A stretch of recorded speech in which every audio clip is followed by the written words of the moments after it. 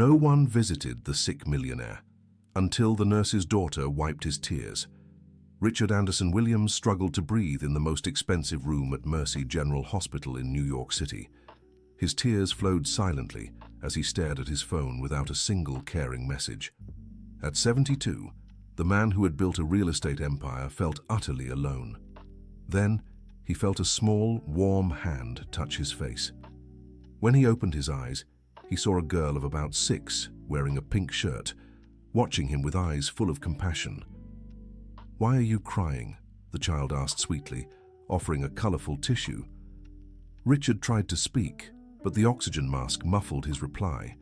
The girl didn't seem to mind and simply stood there, gently holding his hand. "Emma Grace, where are you?" A woman's voice called from the hallway. Startled, the girl ran out of the room. Moments later, a woman in her 40s appeared at the door, wearing a nurse's uniform. "I'm so sorry, Mr. Williams. My daughter slipped away again," said Sarah Johnson, embarrassed. "She always does this when I work the night shift." Richard waved his hand, signaling it was fine. For the first time in weeks, something had touched his heart. Sarah had been a nurse for 15 years and knew well the loneliness of wealthy patients. She had been assigned to care for Richard after all the other nurses complained about his bad temper. The businessman was known for refusing visitors and treating the medical staff coldly. "Mommy, why was that man crying all alone?" Emma Grace asked as they left the hospital the next morning. "Sometimes grown-ups get sad, sweetheart, especially when they're sick," Sarah replied, adjusting the girl's backpack.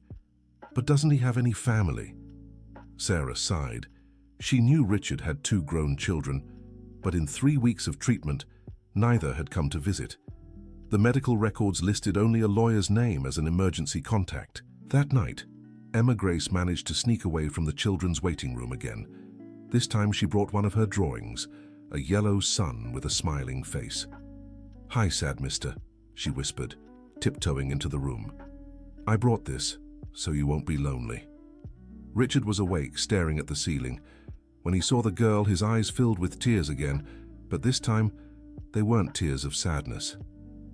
Emma Grace climbed onto the chair beside the bed and stuck the drawing on the wall where he could see it. "Now you have a sunshine friend to keep you company," she said, smiling. "Thank you," Richard managed to whisper, lifting the mask for a moment. "What's your name?" "I'm Emma Grace Johnson Williams. Mummy says my last name is the same as yours." "Richard," he replied, surprised by the coincidence. "Can I call you Grandpa Richard? I don't have a grandpa. Mine went away when I was really little." Dear listener, if you're enjoying the story, take a moment to like and subscribe to the channel. It really helps those of us just starting out. Now back to the story. Richard's heart ached. He too had lost his father young and had always promised to be different. But over the years, business had consumed all his time. By the time he noticed, his children had become distant adults who only appeared when they needed money.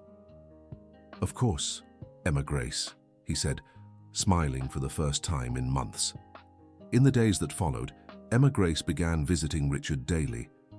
Always hiding from her mother, she brought little gifts, drawings, flowers picked from the hospital garden, and stories she made up. Sarah noticed her patient's mood had improved dramatically. Richard no longer complained about the medications, cooperated with procedures, and even asked about her personal life. "You seem much more cheerful these days," she remarked while checking his blood pressure. "That's true, I've had special company," Richard replied, glancing at the drawing on the wall. Sarah followed his gaze and immediately recognized her daughter's artistic style. "Mr. Williams, I need to talk to you about my daughter. She's an angel, Sarah. Don't worry. Emma Grace has done me more good than all the medications combined. But it's against hospital rules. If the supervisor finds out, I could lose my job." Richard grew thoughtful. He didn't want to harm Sarah, but he also didn't want to lose the only light in his dark days. "What if I paid for a private school for Emma Grace? Then she wouldn't need to come to the hospital," he suggested.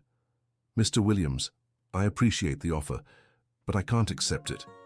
I've worked honestly for 15 years and I won't start taking favors now." Sarah's dignity impressed Richard. He was used to people who would do anything for money. Finding someone with integrity was rare in his world. 2 weeks later, on a rainy Tuesday afternoon, The door to the room swung open abruptly. An elegant woman, around 45, entered without knocking. "Hi, Dad," said Jennifer Williams Parker, Richard's eldest daughter, kissing him on the cheek without warmth. "How are you feeling?" "Jennifer, what a surprise," Richard replied, trying to hide the disappointment in his voice. "Sorry I haven't visited sooner, but you know how it is. Business has been hectic. Robert is expanding the import company." Richard noticed his daughter hadn't even taken off her coat. She pulled up a chair and sat down, but kept her purse on her lap, as if in a hurry. "Dad, I need to talk to you about some important matters. Dr. Thompson said your recovery could take months." "So?" "Well, someone needs to handle the business. Michael and I thought we'd take over the company's management temporarily." Michael was Richard's youngest son, with a degree in business, but no real interest in the family company. "Where's your brother? Why didn't he come talk to me in person?" "He's sorting out some important contracts, but we discussed it and agreed it's best not to leave the company without direction." Richard noticed his daughter avoiding his eyes. 45 years of building businesses had taught him to recognize when someone was lying. "What kind of contracts is Michael handling?" "Oh, routine things." "Dad, you look exhausted. How about signing these papers today so we can put this matter to rest?" Jennifer pulled a folder from her purse and placed several documents on the bedside table. "I won't sign anything without reading it," Richard said firmly. "But Dad, these are just temporary authorizations to make running the company easier." Just then, Emma Grace appeared at the door, holding a jar of water and a yellow flower she had picked. "Hi, Grandpa Richard. I brought a flower to make your room prettier," she said cheerfully. Jennifer looked at the girl with disdain. "What is this child doing here? Who are you, little girl?" Emma Grace flinched at the harsh tone and hid behind the door. "She's the nurse's daughter, a very special child," Richard said, defending her. "Dad, this is unacceptable. Children shouldn't be wandering around patient rooms. I'll speak to the administration." "You'll do no such thing." "Dad, for heaven's sake, you're letting some stranger influence your decisions. This isn't normal." Emma Grace heard the argument and ran off, tears in her eyes. Richard felt a rage he hadn't known in years. "Get out of my room, Jennifer." "Excuse me? I'm your daughter. You're my daughter when you need something. Where have you been these past 3 weeks I've been here?" "I was working, I know, the same old excuse. Now get out and take these papers with you." Jennifer stormed out, slamming the door. Richard was alone again, but this time his loneliness had a different taste.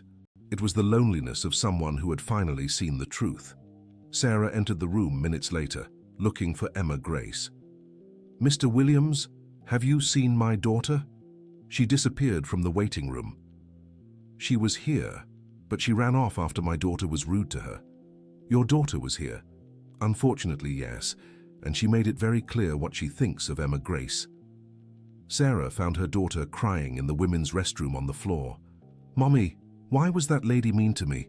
I just wanted to give a flower to Grandpa Richard." "Sometimes grown-ups are just mean, sweetheart. It wasn't your fault." "Did Grandpa Richard get mad at her because of me?" "No, Emma Grace. He got mad because she was mean to you. That shows how much he cares about you. Can I go apologize to him?" Sarah hesitated. Emma Grace's visits were technically forbidden, but she saw how much good they did for both her daughter and the patient. "You can, but only for a few minutes." Emma Grace returned to the room, her eyes red from crying. "Grandpa Richard, I'm sorry for causing trouble with your daughter." "You didn't cause any trouble, my dear. Come here." Emma Grace approached the bed, and Richard took her small hand. "Never let anyone make you feel bad for having a kind heart. Your kindness is a rare gift in this world." "Even though I'm just a poor kid?" "Especially because you're a poor kid. You've taught me more about love in 2 weeks than many people have in 72 years. 3 days later, Michael Williams showed up at the hospital. Unlike his sister, he was more subtle in his approach. He arrived carrying flowers and a basket of expensive fruit. "Dad, it's good to see you looking better," he said, hugging Richard with apparent affection. "Michael, what a surprise. Jennifer said you were swamped with contracts." "Oh, that. I managed to wrap things up faster than expected. Now I can focus entirely on you and the company." Michael was 38 and had spent his entire life relying on his father's support. He had a business degree, but never held a real job. He lived off an allowance and dividends from the shares Richard had given him and his sister. That's great, son. How are things at the company? Well, actually, we're facing some challenges. The real estate market is tricky, you know. What kind of challenges? Cash flow issues, a few contracts that need renegotiating. Nothing we can't handle, but we need to act fast. Richard knew his business better than anyone. Even sick, he kept up with the financial reports. The company was doing well, with record profits last quarter. Michael, you're lying to me. What do you mean, Dad? Why would I lie? I got the financial report for last quarter yesterday. The company has never been more profitable. Michael turned red, but tried to recover. Dad, you shouldn't be worrying about this now. You need to focus on getting better. My mind is perfectly clear, Michael, and I know exactly what you're trying to do. I don't know what you're talking about. You want me to sign over power of attorney so you can take control of the company while I'm sick. Then you'll claim I'm unfit to run the business. Dad, that's paranoia. We just want to help. Help? Where were you when I really needed help? When I was crying alone in this room? Michael had no answer. The truth was, neither he nor his sister had even considered visiting their father. For them, his hospitalization was just an opportunity to finally take control of the business. If you're so worried about the company, you can start by actually working tomorrow. Work how, Dad? Like any other employee. You'll start in sales and learn the business from the ground up. But Dad, I have a business degree. A degree doesn't replace experience, Michael. Either you agree to work honestly, or your allowance stops. Michael stormed out of the room furious. He had never worked a single day in his life and had no intention of starting now. Dear listener, if you're enjoying the story, don't forget to like and especially subscribe to the channel. It helps us a lot as we're just starting out. Now continuing. That same night, Emma Grace appeared in the room carrying her favorite doll. Grandpa Richard, did your family come again today? Yes, they did, my dear. Did they bring hugs this time? Richard smiled sadly. Emma Grace's innocence always made him reflect on his own choices. No, Emma Grace. They only talked about work. That's strange. Mommy always gives me hugs when I come home from school, even when she's tired from work. Really? What else does your mom do when you get home? She always asks how my day was, if I learned anything new, if I made new friends. And there's always a yummy snack waiting for me. Richard realized he had never asked his own children those questions when they were little. He always came home late from work, and they were already asleep. On weekends, he was busy with meetings or business trips. Emma Grace, do you think your mom loves you? Of course, she always says I'm her greatest treasure, and when I'm sick, she stays up all night taking care of me. And how do you know she loves you? Because she shows it. She strokes my hair, tells me bedtime stories, and always listens when I have something important to say. Richard felt a lump in his throat. He had never shown love to his children the way Sarah did for Emma Grace. Maybe that's why they had grown into such cold adults. Grandpa Richard, can I ask you something? Of course, my dear. Why did you get sad when your kids came to visit? I'd be happy if I had siblings. Emma Grace's question hit him like a punch to the gut. How could he explain to a 6-year-old that his own children only cared about his money? Sometimes, Emma Grace, people grow up and forget how to show love. But you can teach them again, can't you? Maybe it's too late for that. Mommy always says it's never too late to start over. She said that when we moved to New York City. You're not from here? No, we came from Buffalo. Mommy got this job here and said it would be a fresh start for both of us. Richard grew curious about Sarah's story. In all their conversations, she had never mentioned Emma Grace's father. What about your daddy, Emma Grace? Where is he? I don't have a daddy. Mommy said he left before I was born.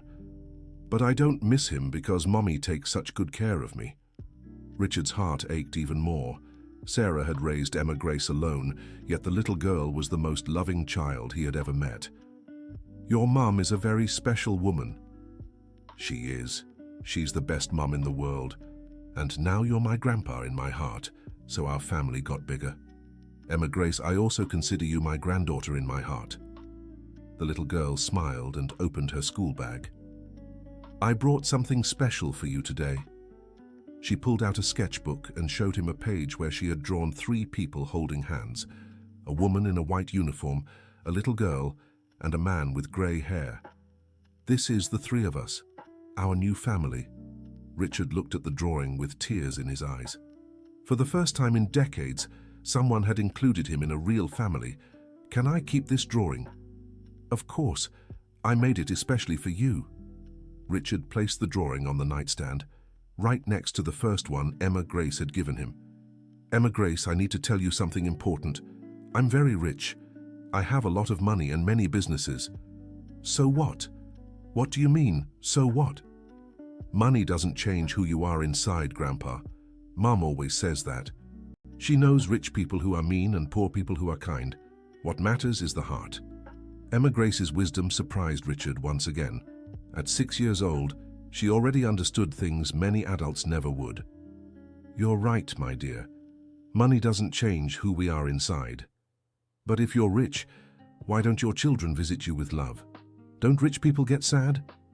"Unfortunately, sometimes people only get close to those with money to get something from them." "That's so sad. Then it's better to be poor and have love than to be rich and be alone." "Much better, Emma Grace." That night, after Emma Grace and Sarah had left, Richard lay awake thinking about their conversation. He had spent his whole life accumulating wealth, but had lost everything that truly mattered in the process. The next day, Richard asked Sarah to sit down for a serious talk. "Sarah, I need to ask you a personal question." "Emma Grace's father." "Mr. Williams, that's not something I—" "Please let me finish. I'm not being nosy. It's just that Emma Grace mentioned you came from Buffalo to start over." Sarah sighed and sat in the chair beside the bed. "Emma Grace doesn't have a father in her life. When I found out I was pregnant, her father disappeared. Said he wasn't ready to be a dad and that I should handle it alone." "And you chose to have the baby." "Of course I did. Emma Grace is the greatest gift life has given me. I worked through my pregnancy, graduated from nursing school studying at night, and raised my daughter alone."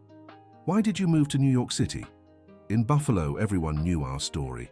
Emma Grace started asking questions about her father, and I thought it best to start fresh somewhere new. Here she can have a better future.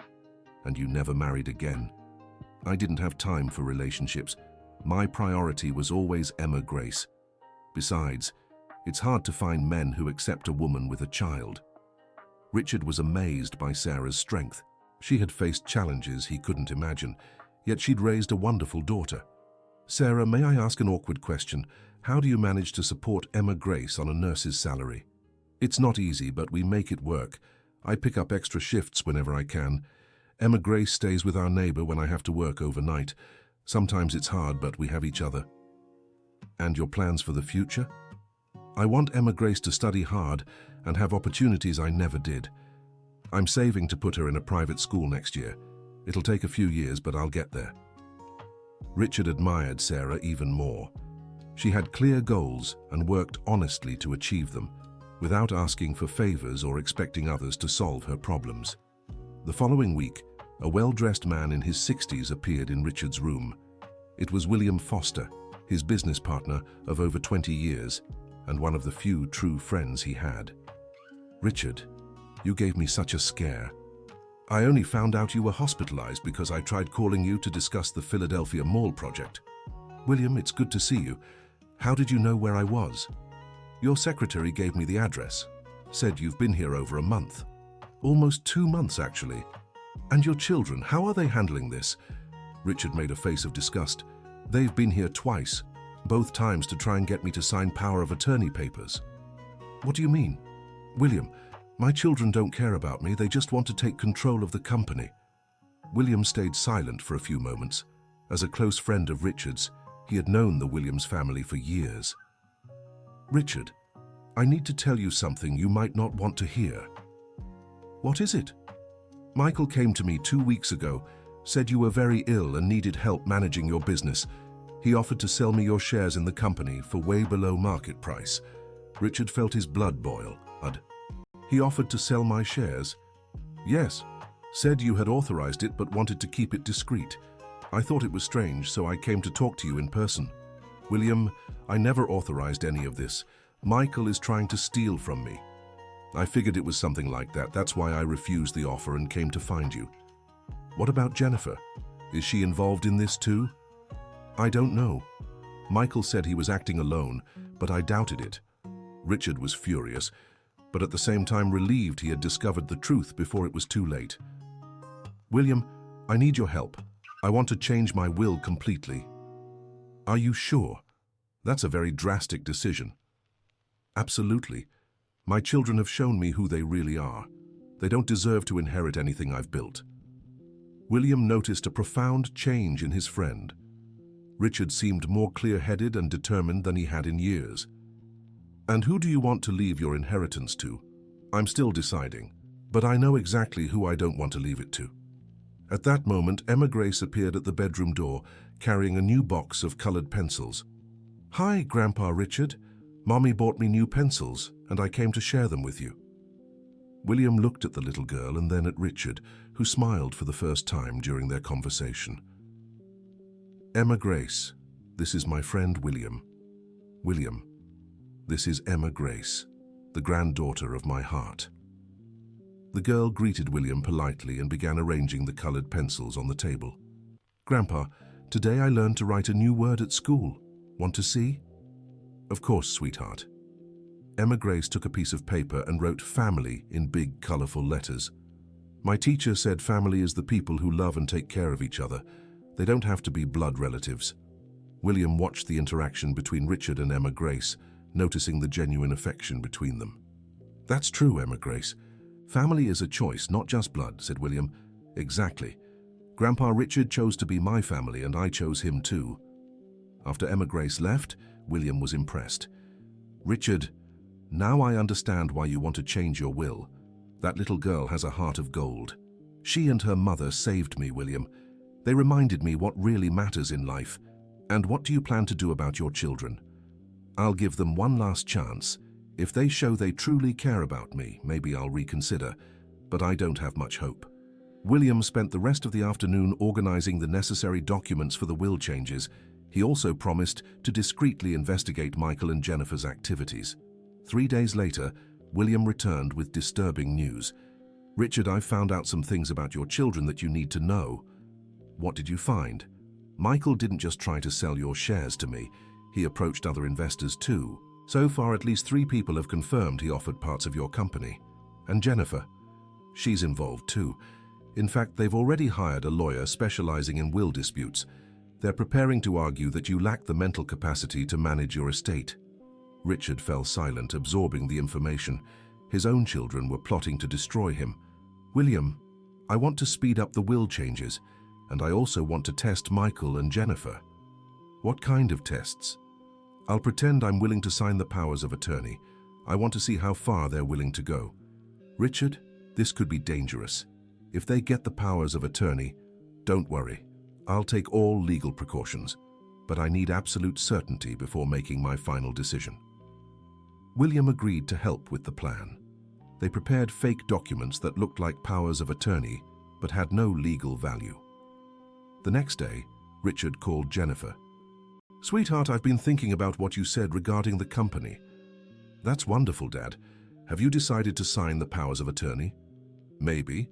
But first, I want to talk to you and Michael in person. Can you come by this afternoon? Of course, Dad. We'll be there at 3 o'clock. Jennifer hung up the phone, thrilled. Finally, they would gain control of their father's fortune. At exactly 3 o'clock, Jennifer and Michael arrived at the hospital. This time, they brought a lawyer with them. Dad, this is Dr. Gregory, our attorney. He's here to clarify any questions about the documents. Richard greeted the lawyer coldly. Dr. Gregory, did my children hire you without consulting me? Mr. Williams, they just wanted to ensure everything was done correctly to protect your interests. I see. And what interests would those be? The lawyer hesitated, realizing he had said something inappropriate. Well, the family's interests, of course. Michael, can you explain why you offered my shares to William Foster without my authorization? Michael turned pale. How did you find out? William has been my friend for 20 years. He thought it was strange and came to tell me. Dad, I was only trying to steal from me, tell the truth.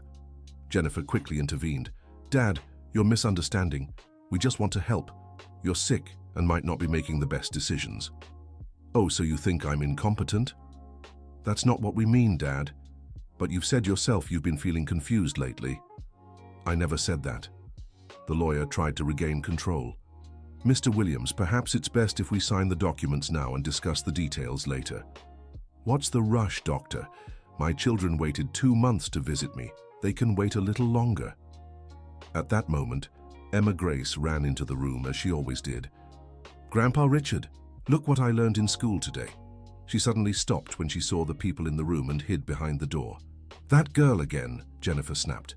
Dad, this is unacceptable. Emma Grace, come here, sweetheart. Don't be afraid, Richard said warmly. The girl approached the bed timidly. These are my children, Jennifer and Michael, and this is Dr. Gregory, an attorney. Emma Grace greeted them politely, but kept her distance. Grandpa, are you okay? You look worried. I'm fine, dear, just talking about grown-up things. Dad, can we continue this conversation in private? Michael insisted. Actually, Emma Grace can stay. She's part of the family. What do you mean, part of the family? Jennifer asked indignantly. Emma Grace is the granddaughter of my heart, and her mother, Sarah, is like a daughter to me. The lawyer whispered something to Jennifer, who grew even more agitated. Dad, you're being influenced by outsiders. This isn't normal. Emma Grace, even as a child, sensed the tension in the room. Grandpa, your children don't seem happy to see you. Why are they upset? The innocent question laid bare the harsh truth. Jennifer and Michael didn't seem happy to see their father at all. They were only there for their own gain. Emma Grace, sometimes people get nervous when talking about work, Richard explained, but Mommy is always happy to see me, even after a hard day at work. Michael lost his patience. Dad, the girl shouldn't be here during important conversations. Why not? She's more honest than both of you combined. The lawyer tried to regain control of the situation. Mr. Williams, how about we focus on the documents? We can settle this quickly. Dr. Gregory, may I ask a question? Did my children tell you I'm mentally incompetent? Well, they mentioned some concerns about... Some concerns about what exactly? The lawyer was clearly uncomfortable. Mr. Williams, perhaps it's better if we talk another time. No, I want to know now. What concerns did my children raise about my mental capacity? Jennifer quickly intervened. Daddy, you're getting upset for no reason. That's not good for your health. I'm getting upset because I've discovered my own children are trying to declare me incompetent to steal my company. Michael tried to deny it. Dad, that's absurd. We would never... Michael, stop lying. I know everything. I know you offered my shares to several investors. I know you hired a lawyer specializing in will disputes, and I know you're planning to declare me mentally unfit. The room fell completely silent. Jennifer, Michael, and the lawyer were caught off guard. Emma Grace, sensing something very serious was happening, held Richard's hand. Grandpa, do you want me to call Mom? No need, sweetheart. It's all right. But you're sad again. Like the first day I saw you.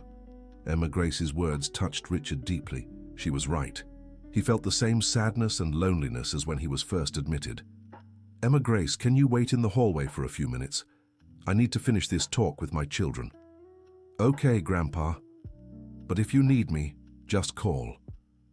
After Emma Grace left, Richard looked at his children with sorrow. Jennifer, Michael, you're my children. I built everything I have with the thought of leaving it to you. But now I see I've failed as a father.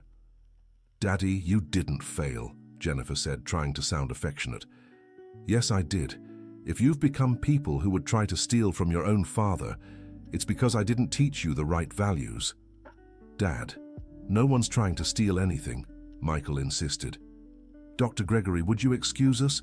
I'd like to speak privately with my children. The lawyer quickly left, relieved to escape the awkward situation. Now answer me honestly. Do you really care about me, or do you just want my money? Jennifer and Michael exchanged glances, unsure how to respond. Of course we care about you, Daddy, Jennifer finally said.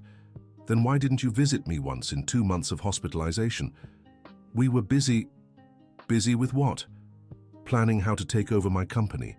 Michael tried a different approach.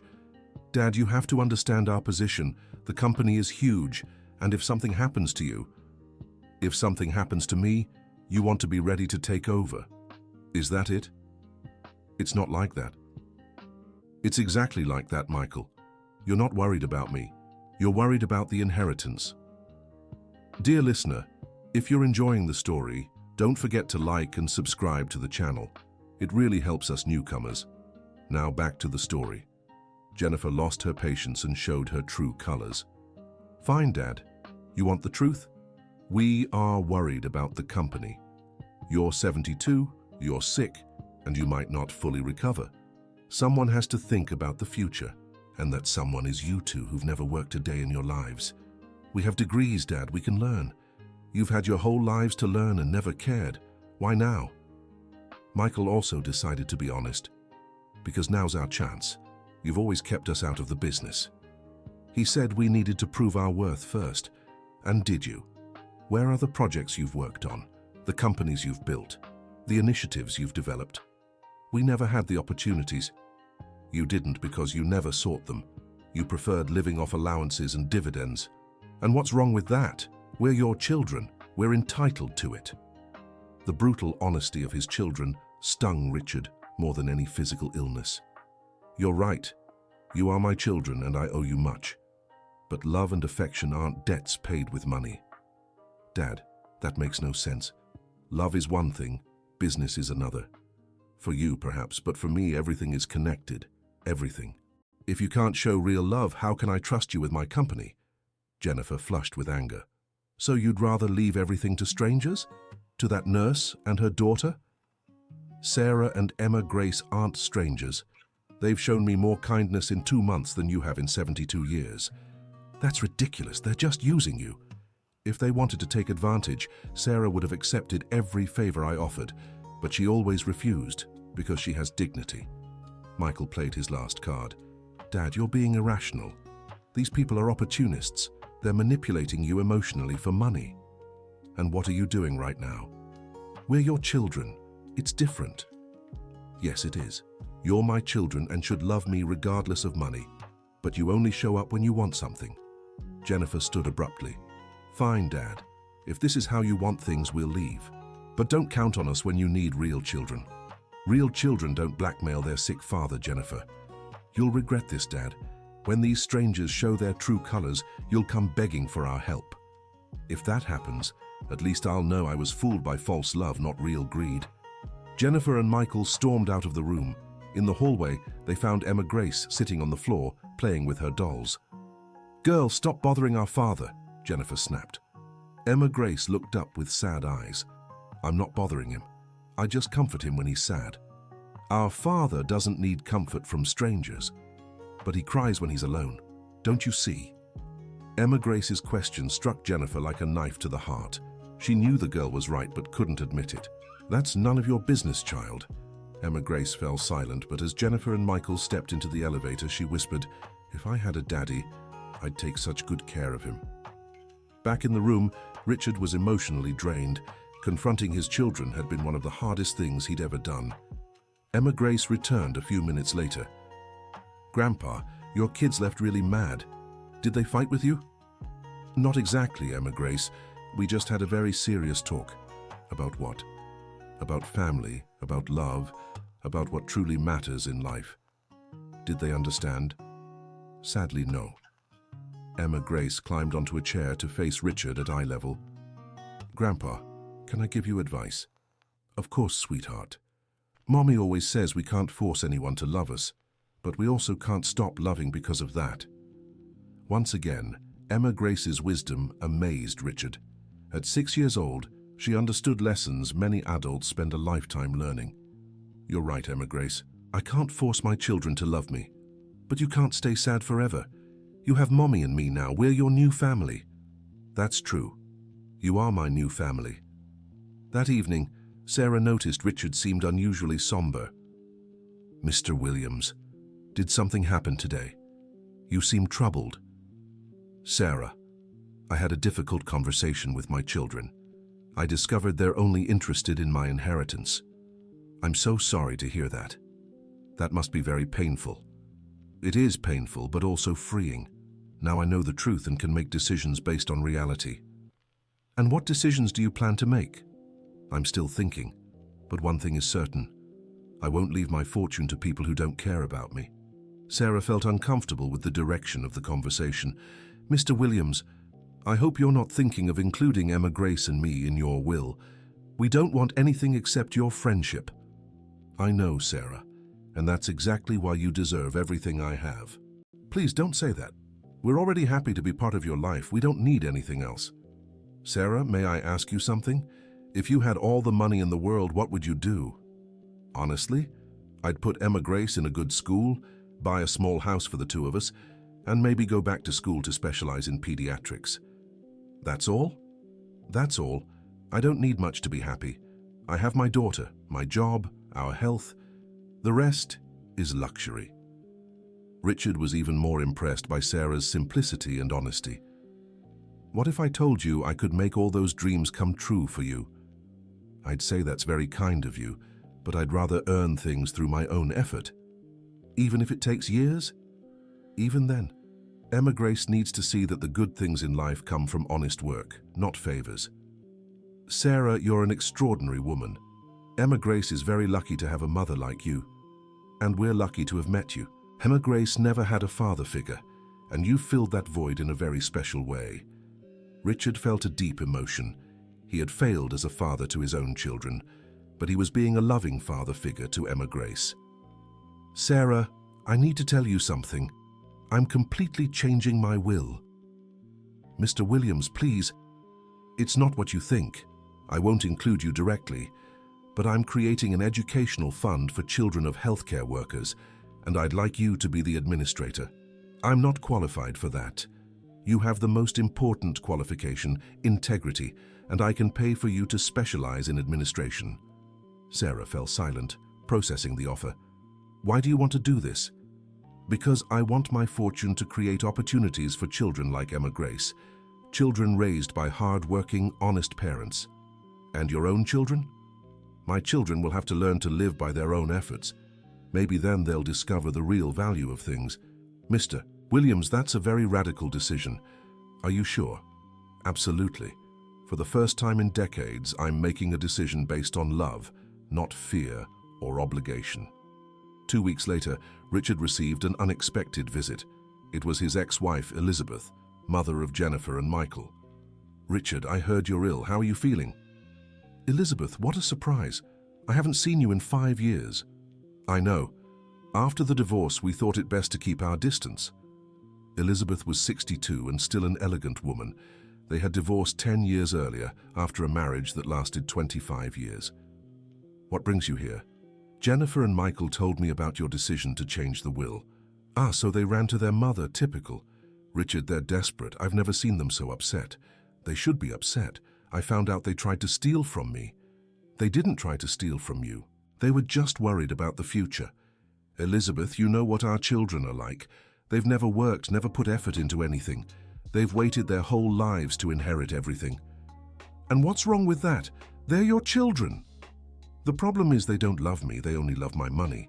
Elizabeth sat in the chair beside the bed. Richard, maybe they don't know how to show love the way you expect. Elizabeth, a 6-year-old shows more love than our 40-year-old children. What child? Emma Grace, the nurse's daughter. She visits me every day, brings me drawings, talks to me, cares when I'm sad. Simple things that make all the difference. And you plan to leave your fortune to a stranger's child? I won't leave it to her directly. I'll create an educational foundation that will benefit hundreds of children like her. Richard, this is madness.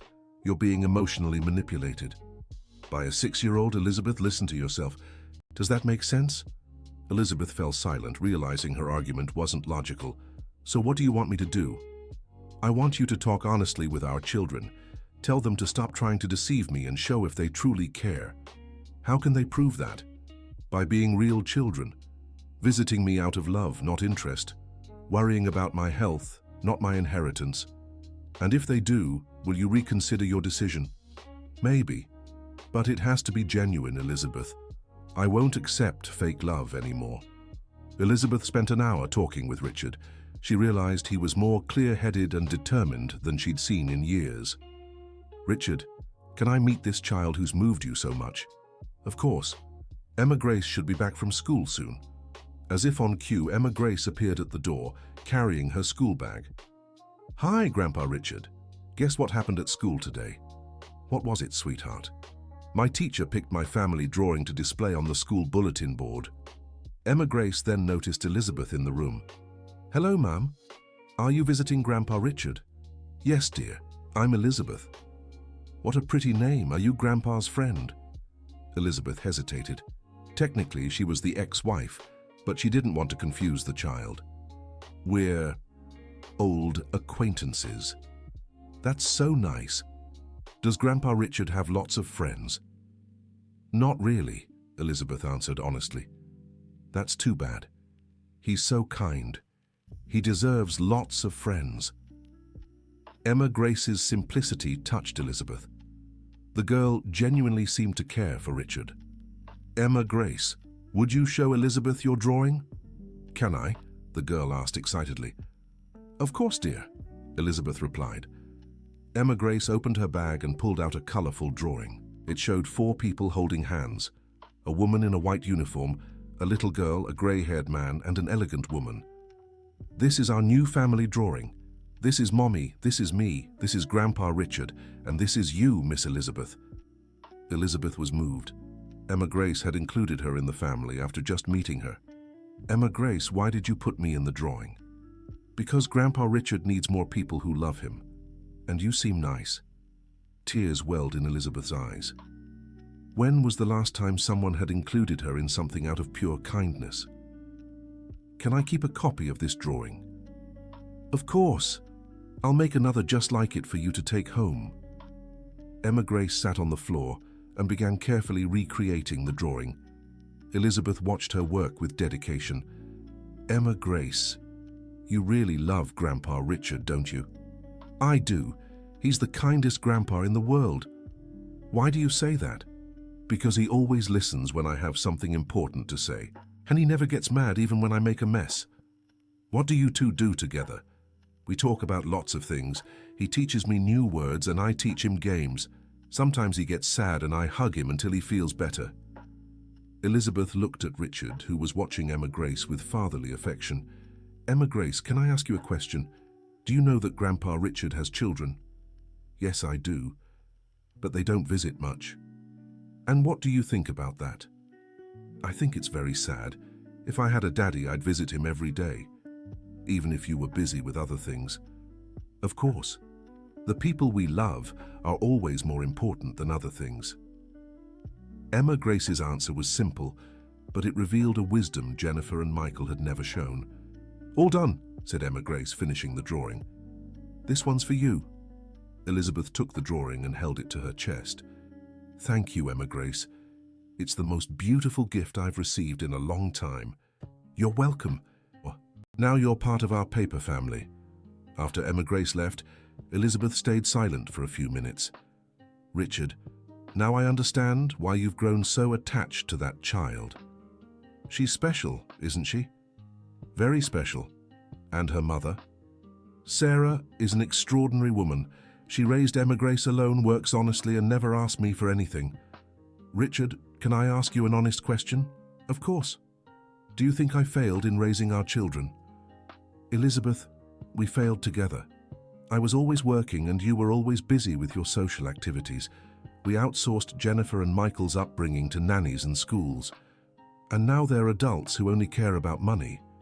"Exactly. We raised greedy monsters. Is there still time to fix this?" "Honestly, I don't know. But I'm willing to give them one last chance if they show real change." Elizabeth stayed at the hospital until late afternoon, talking with Richard about the past and reflecting on their mistakes as parents. "Richard, I'll talk to Jennifer and Michael. I'll be very clear about what they need to do. Elizabeth, they have to change because they want to, not because you told them to. I know, but maybe they need a push to see the truth." 3 days later, Jennifer arrived alone at the hospital. This time, she didn't bring a lawyer or documents, just a simple bouquet of flowers. "Hi, Dad. How are you feeling today? Richard was surprised by the change in his daughter's tone. I'm fine, Jennifer. And you? Not so great, actually. I talked to Mom, and she made me think about a lot of things. What kind of things? About how I've been a terrible daughter. About how I only show up when I want something. Richard didn't respond, waiting to see if the change was genuine. Dad, can I be honest with you? Of course. I'm jealous of that little girl. Jealous of Emma Grace. Why? Because she can show you affection in a way I never could. And why do you think that is? Because I never learned. I grew up thinking love was shown through achievements, success, material things. I never learned to show simple affection. Richard was surprised by his daughter's deep reflection. Jennifer, love isn't complicated. It's as simple as asking how someone feels or giving a sincere hug. I know, Dad. But it's hard for me. I've always been so controlled, so worried about appearances. And now I want to learn. I want to be a better daughter, even if it's late. It's never too late to start over, Jennifer. Dad, can I give you a hug? Richard opened his arms, and Jennifer hugged him with genuine warmth for the first time in years. Both cried silently. Dad, can you forgive me for being so greedy? I already have, my dear. But now you need to prove the change is real.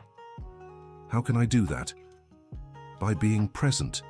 Visiting me because you want to be with me, not because you want something. And if I can be a better daughter, will you reconsider the will? Jennifer, if you truly change, the will be the least of our worries. Let's have a real father-daughter relationship. That's what I want, Dad. I want you to be proud of me. I've always been proud of you, Jennifer. I just wanted you to be proud of yourself. In the following days, Jennifer started visiting Richard daily. At first, their conversations were strained, but they gradually became more natural. Emma Grace, always observant, noticed Jennifer's more frequent presence. Grandpa, your daughter's coming around more often. Did she learn to like you? I think she always did, Emma Grace. She just didn't know how to show it. That's great. Now you have more family. It's true. My family is growing. A week later, Michael also showed up. Unlike his sister, he seemed more resistant to change. Dad, Mom said I should visit you more. Michael, if you're only here because your mother told you to, you might as well leave. It's not just that. I want to try to be a better son. Trying isn't the same as succeeding, Michael. I know, but I don't know where to start. Start by being honest. Tell me how you really feel. Michael stayed silent for a few minutes. Dad, I'm scared. Scared of what? Scared I won't be able to support myself. I've never really worked. I don't know if I'm capable. Michael's honesty surprised Richard. Michael, you're 38. You're very smart. Of course you're capable of working. But what if I fail? Then you try again. That's how it works for most people. But I've never faced real hardships. Then it's time you did. It'll be good for you. Dad, if I start working honestly, would you help me at first? What kind of help? Not financial help. Guidance, advice. You know so much about business. Of course, Michael. I've always been willing to teach you. You just never wanted to learn. I want to learn now. Then let's start tomorrow. I'll teach you everything I know about the business world. In the following days, Richard spent hours teaching Michael about management, sales, customer relations, and all aspects of business he'd learned over 40 years. Michael discovered he enjoyed learning and had an aptitude for certain areas. Dad, why didn't you ever teach me these things before? I tried, Michael, but you were always busy with other things. What other things? Parties, trips, fun. You never showed real interest in working. And now? Now you're showing it. And that makes me proud. Emma Grace kept visiting Richard every day and gradually got to know Jennifer and Michael better. Grandpa, your kids are nice. Why did you say they didn't like you? They do, Emma Grace. They were just confused about how to show it. And now they're not confused anymore. They're learning, just like you learn new things at school. That's great. Now our family is even bigger. 2 weeks later, William Foster came back to visit Richard. Richard, I've noticed a big change in you. You look younger. It's family, William. I've discovered what it means to have a real family. And your children, how are things with them? They're changing. Jennifer visits every day and Michael is learning about business. What about the changes to the will? I'm still deciding. I want to be sure their change is genuine. And the nurse and her daughter. Sarah and Emma Grace will always be family in my heart, no matter what happens with the will. William watched as everyone interacted when Emma Grace came home from school. The girl greeted Jennifer and Michael naturally, and they responded with growing affection. Emma Grace, can I ask you something? Jennifer said. Of course. How did you learn to be so loving? Mom taught me. She said that affection is like a seed. The more you plant, the more it grows. Your mother is very wise. She is, and now she has more children to care for. What do you mean? You? Mom said you're Grandpa Richard's heart siblings, so you're her family too. Jennifer was moved by Emma Grace's generosity in including everyone in the family. Emma Grace, would you like to have older siblings? I'd love to. I've always wanted siblings. Well, now you do. Michael and I are your older siblings. Emma Grace beamed with happiness and hugged Jennifer tightly. Really? Will you play with me sometimes? Of course, replied Michael, and we'll teach you lots of things too. Richard watched the scene with tears of joy.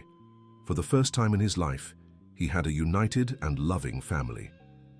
A month later, Richard was discharged from the hospital. His recovery had been remarkable, and the doctors credited it not only to the treatments but mostly to his positive emotional state.